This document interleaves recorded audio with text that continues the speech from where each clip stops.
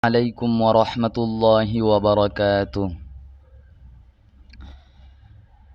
أعوذ بالله من الشيطان الرجيم. بسم الله الرحمن الرحيم.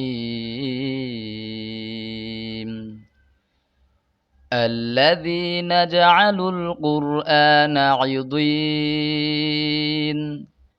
فوربك لنسألنهم أجمعين عما كانوا يعملون فاصدع بما تؤمر وأعرض عن المشركين إنا كفيناك المستهزئين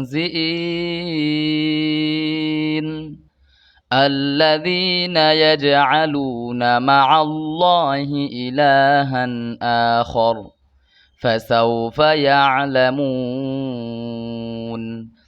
ولقد نعلم أنك يضيق صدرك بما يقولون فسبح بحمد ربك وكن من الساجدين